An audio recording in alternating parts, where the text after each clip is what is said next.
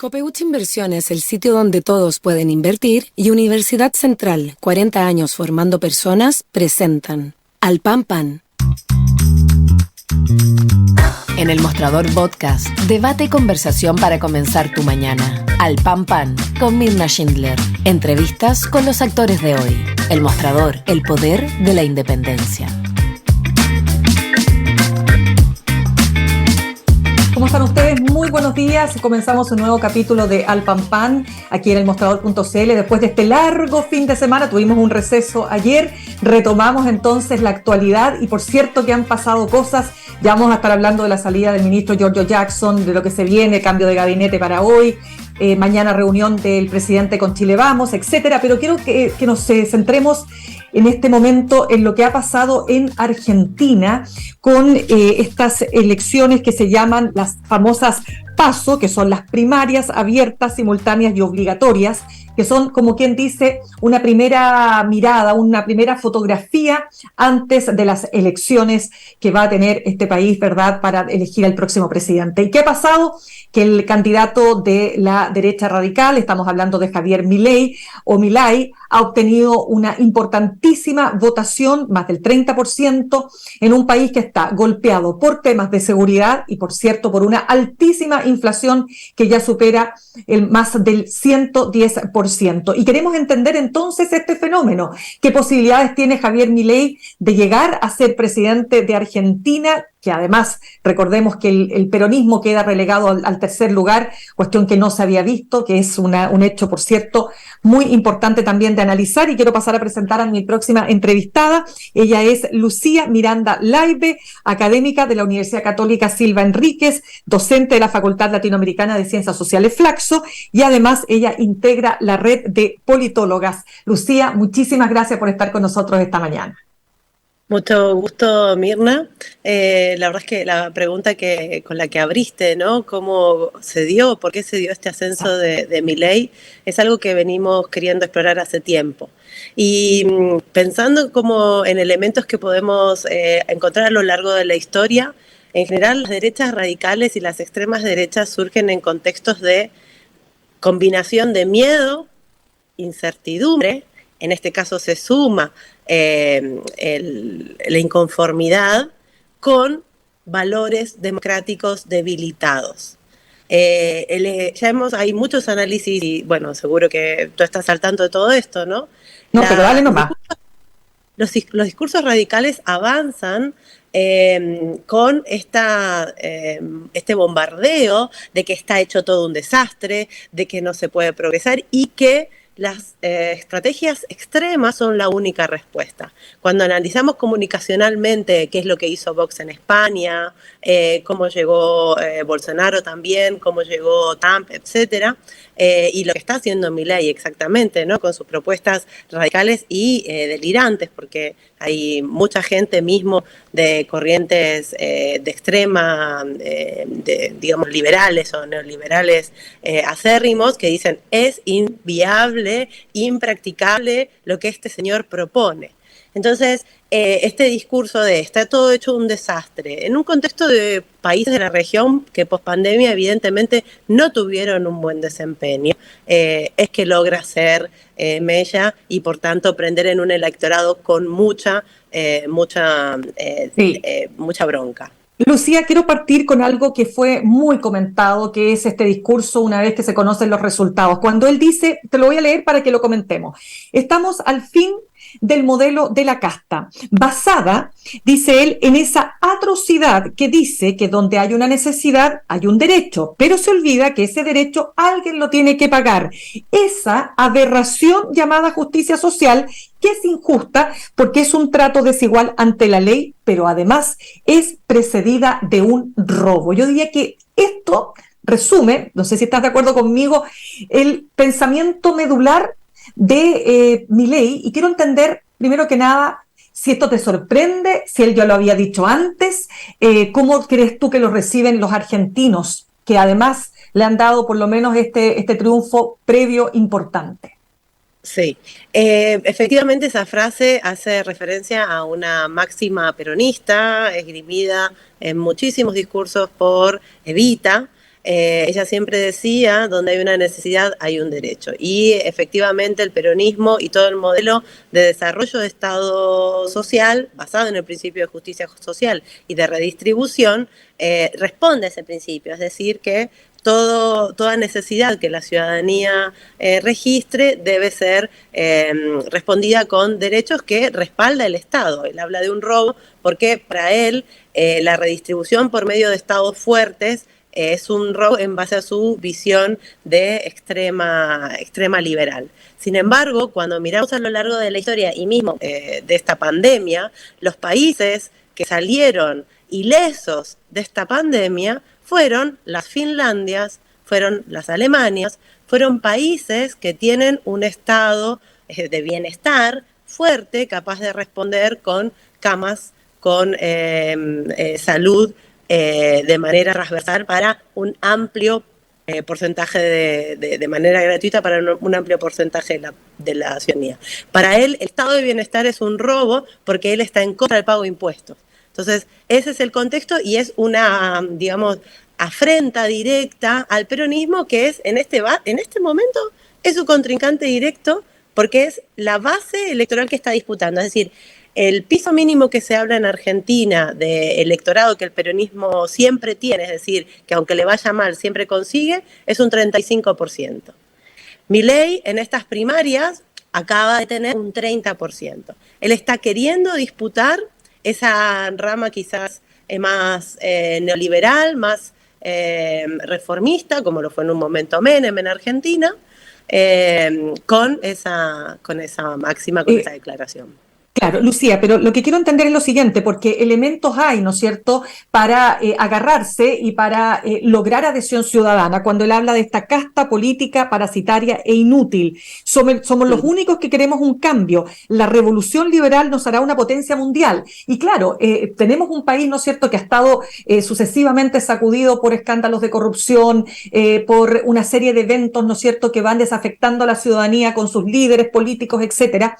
Por lo tanto, lo que te quiero preguntar es cuán viable es que Milei consiga efectivamente ganar las próximas elecciones presidenciales.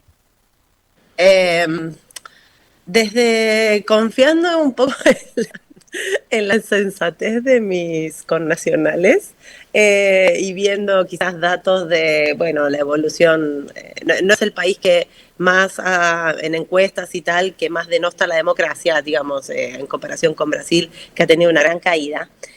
Yo creo que estas primarias lo que demostraron es, bueno, esta bronca, esta búsqueda de un nuevo liderazgo, etcétera. Pensemos que de todo el electorado argentino votó el 60% solo en las primarias y Argentina tiene un estándar de votar entre el 78 y 80%. Es decir, que tenemos un margen también de votantes que no, pese a ser obligatorias, no asistió a votar o votó en blanco, etcétera. Sobre las posibilidades de que acceda. Creo que queda una carrera hasta la primera vuelta donde se va a poder hacer evidente lo inviable de las propuestas que Milei propone, entre otras cosas incoherentes, porque habla de una casta política como si él no perteneciera a ella. Es un político de 10 años de trayectoria. Ha estado, entre otros, asesorando a gobernadores del interior de la Argentina. Y la extrema derecha en Argentina, como te decía antes, en relación con la base del electorado peronista, tiene un techo. Pensábamos que el techo estaba mucho más bajo.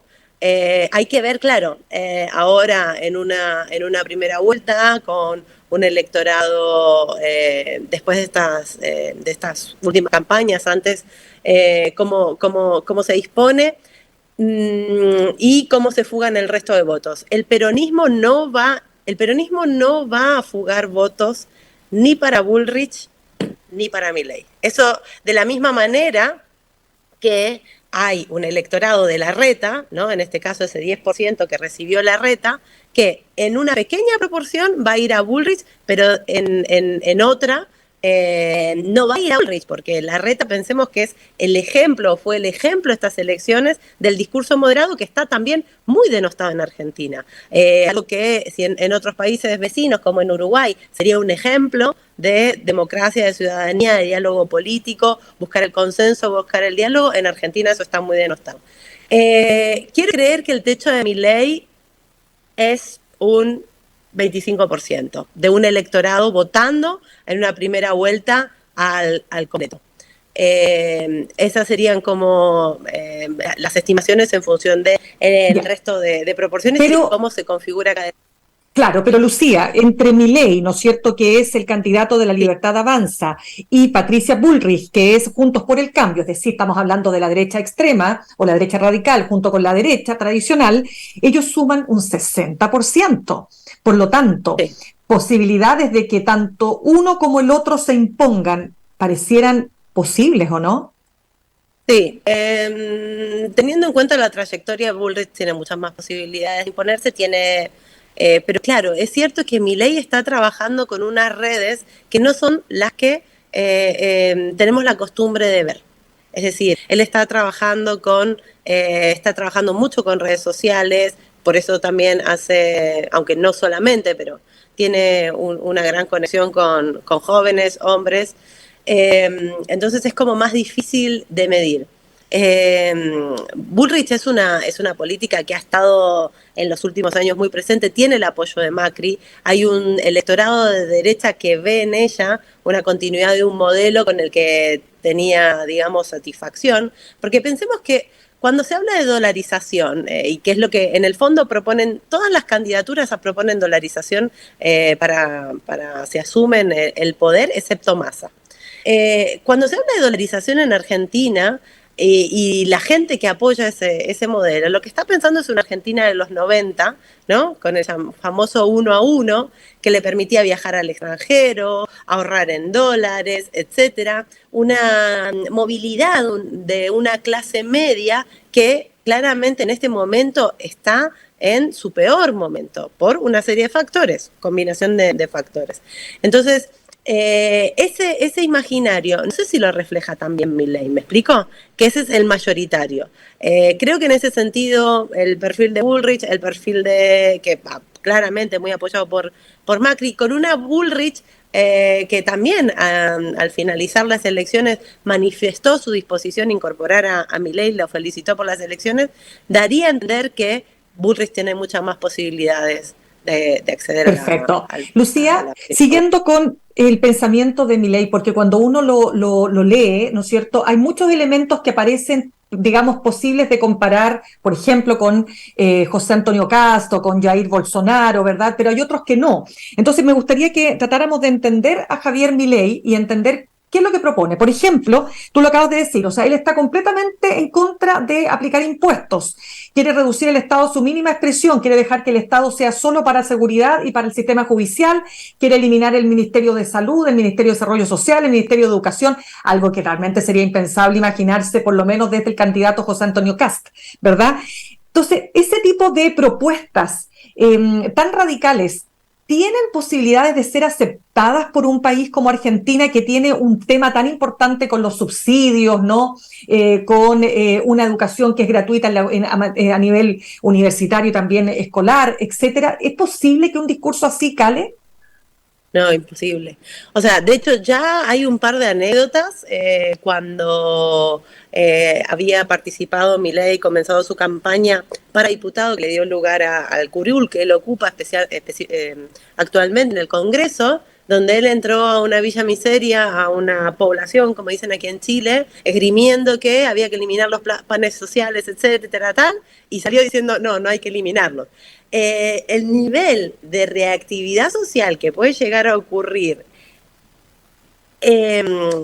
echando la gran cantidad de administrativos del Estado que él quiere hacer, le paralizaría el país en 5 segundos. O sea, ya desde el momento en el que asumiera, entrarían en paro. De hecho, yo creo que sería algo completamente factible como método de respuesta. Le paralizan el país. O sea, sería imposible que pudiera avanzar, y más después dejando en la calle a una planta de administrativos tan grande. O sea, inviables desde cualquier punto de vista. Ya, como dije antes, no lo digo yo, quiero decir que soy politóloga, se lo ha dicho economistas, se lo han dicho, de hecho, muchos analistas especialista porque él sigue la corriente austríaca, ¿no? De modelo de reforma económica que a su vez no ha demostrado efectividad, es decir, no hay ningún caso donde esto de eliminar una tercera etapa del Banco Central, completamente inviable, completamente inviable. Ya, Es entonces, una mira, estrategia, yo creo, populista. ya, pero una Populista de estrategia, comunicación. pero por eso, pero esa estrategia populista que tiene mucha llegada en redes sociales, como dices tú, Sí, porque él maneja muy bien el recurso del video corto, qué sé yo, del TikTok, ¿no es cierto?, de los jóvenes, etcétera. Es un influencer, ¿no es cierto?, también, ¿verdad?, que juega con ese discurso tan drástico, dicotómico, provocador, etcétera. Pero por eso te pregunto, ¿se queda siempre en ese piso o en ese techo del 30% o puede escalar? Es cierto que él, digamos, está posicionado claramente en su discurso y los que tienen que moverse son el resto. Depende de cómo hagan la jugada Bullrich y Massa. Depende. Ya vimos que hay factores que ya se están jugando en el medio. Gana Milei, la sensación de incertidumbre hace que se dispare el dólar blue en Argentina. Eso claramente no va a generar comodidad, pero también es un escollo que tiene que resolver Massa ahora, si quiere en el fondo dar vistas de seguridad. Todo depende de cuál sea la estrategia que apliquen Bullrich y Massa como sus principales contrincantes. Mira, acá sigo para que te digo, realmente para nosotros los chilenos nos resulta un personaje a lo menos excéntrico, ¿verdad? Por decirlo de algún modo. Pero mira, temas como, Sí. está de acuerdo en el matrimonio entre personas del mismo sexo, respeta la homosexualidad, dice es una elección personal, habla de la venta de órganos por necesidades económicas. Él dice que es algo que es legítimo. Está en contra, sin embargo, del aborto bajo ninguna circunstancia. Es muy crítico a la Iglesia Católica y al Papa Francisco, lo considera, ¿no es cierto?, un instigador del comunismo. Está de acuerdo con la legalización de las drogas. Aquí una diferencia, por ejemplo, con José Antonio Caz, bueno, la primera de todas maneras y la segunda respecto a de la identidad de género, porque él dice que está de acuerdo con el tema de que una persona decida ser lo que quiere ser según su propia necesidad u orientación. Acá el tema de la identidad de género desde el punto de vista de los republicanos y de José Antonio Caz ha sido un tema súper relevante. Para ellos hablan de la ideología de género, completamente contrarios. Es un negacionista del cambio climático, lo mismo de Jair Bolsonaro, de Trump, etcétera. Dice, quiere que la gente porte armas. Mira, te hago todo este recorrido para que me ayudes a entender este personaje, cómo va creciendo, porque las encuestas le daban menos votación. Insisto que un 30% es algo que nos debe llamar la atención, ¿verdad, Lucía? Sí, sí, igual te repito que, claro, no votó todo el electorado argentino, hay que ver ahora en la primera vuelta. Sobre el punto, soy liberal en todo, excepto con la autonomía física de las mujeres, eso es un clásico de misóginos y también un clásico de un economista que sabe perfectamente que las economías de los últimos siglos han logrado su plusvalía a base del trabajo no remunerado de la mujer, evidentemente. A él no le conviene que las mujeres, nuestras labores de cuidado, sea reconocido, porque eso le implica ¿no? Cambiar una perspectiva de explotación económica en la cual se basa el capitalismo, que es lo que él más defiende. Pero sí, es excéntrico, como tú dices, pero también, de nuevo, ¿no? Porque hace mella.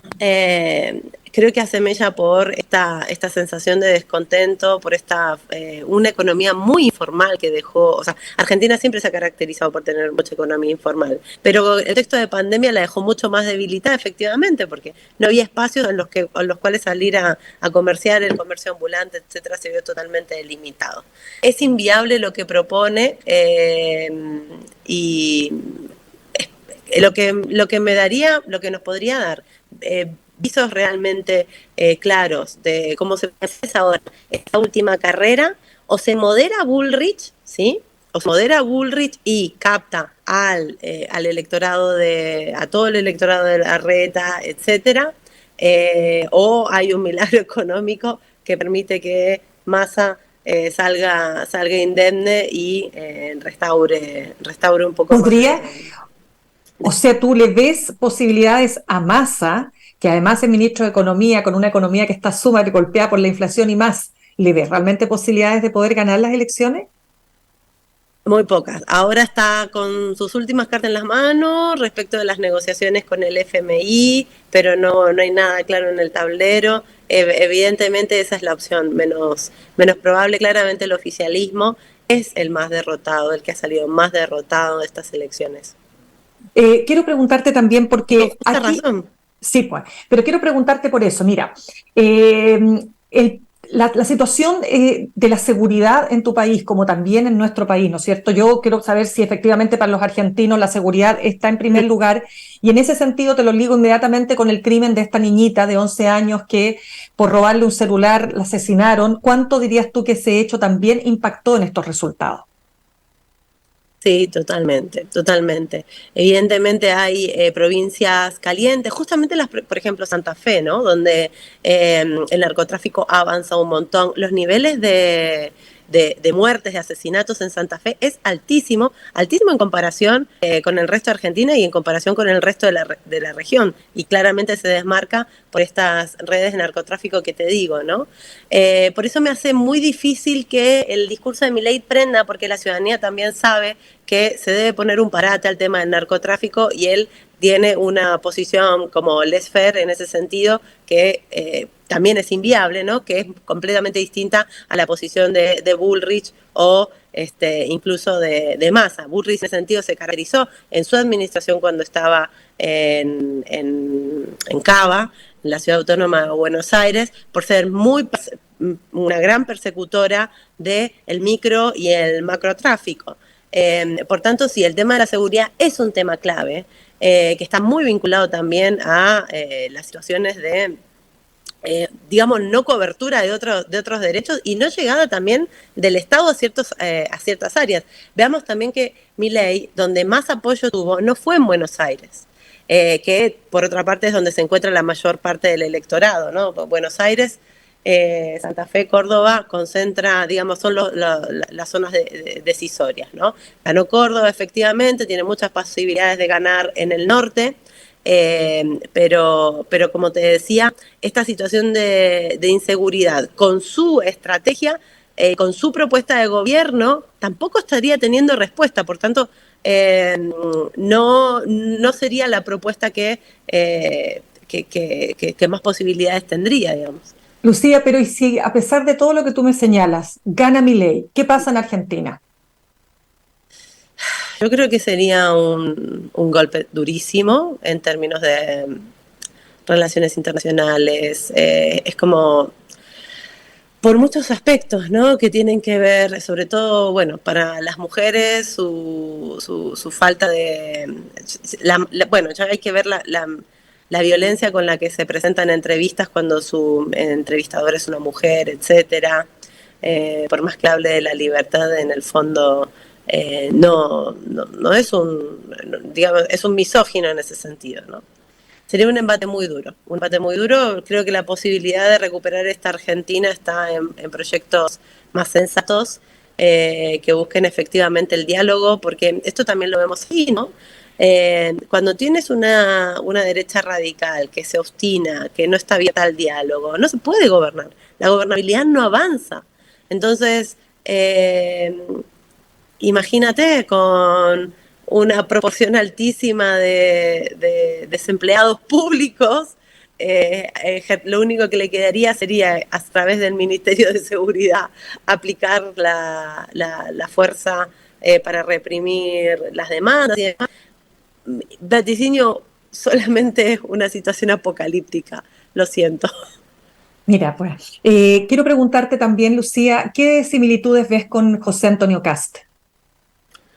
Es muy interesante. Los dos se han mostrado mutuamente en muchísimas fotos y junto con Bolsonaro en su momento, también se reunían y posicionaban por la defensa de un modelo en América Latina.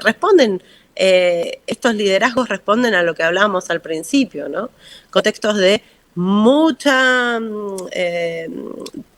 descontento sumado a la incertidumbre que dejó en términos económicos, en términos sociales, la pandemia y que ya venían de antes, se muestran como esta respuesta radical. Kast también, acordémonos, antes de pasar a la primera vuelta, después de pasar las primarias, que salió muy beneficiado, salió también más votado. Después tuvo que hacer, entre otras cosas, él pedía salir de Naciones Unidas, cerrar Flaxo, el lugar donde doy clases, y después tuvo que hacer una readaptación del programa para poder pasar a segunda vuelta, ¿no? Yo creo que son cuando estas situaciones de descontento priman y hay el miedo y la incertidumbre y vienen estas respuestas o estas propuestas radicales, etcétera, que son inviables, lo que demuestran es que el proceso de encontrar soluciones a los problemas sociales lleva tiempo, ¿sí? Y como en algún momento también se lo dijeron a Boric, otra cosa es con guitarra, también otra cosa es con guitarra, ¿sí? Cuando llegan los republicanos en masa, así desaforados, como, bueno, y ahora vamos a dar las soluciones, y empiezan a plantear propuestas que son inviables, también otra cosa es con guitarra, ¿no? Es decir, hay muchos factores que hay que tener en cuenta. Tú no te puedes salir de un sistema internacional o de lógicas, etcétera, porque quieres instaurar un cambio. El cambio porque sí tampoco te lleva a ningún lado. De la misma manera que el bloqueo porque sí tampoco te lleva a ningún lado. Claro, pero de todas maneras, Lucía, la historia nos demuestra que sí hay casos donde efectivamente un líder, estoy pensando vámonos súper para atrás, digamos, ¿no es cierto?, desde lo que pasa antes de la Segunda Guerra Mundial y más, ¿no?, donde tú dices, no, este personaje no tiene ninguna posibilidad y sin embargo vas viendo, te fijas que va calando en la población, la gente le encuentra sentido y cuando las personas le encuentran sentido a un líder, bueno, todo puede ocurrir. Independiente que para otros ese líder no cumpla con los requisitos y los estándares básicos de todo sistema democrático.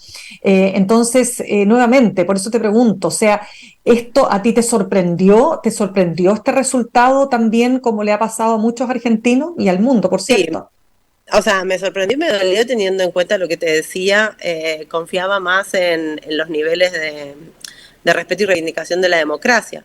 En base a lo que, también siguiendo la idea de lo que planteas, en toda la región nos tenemos que hacer preguntas respecto de cómo los diseños institucionales que tenemos permiten contener la democracia.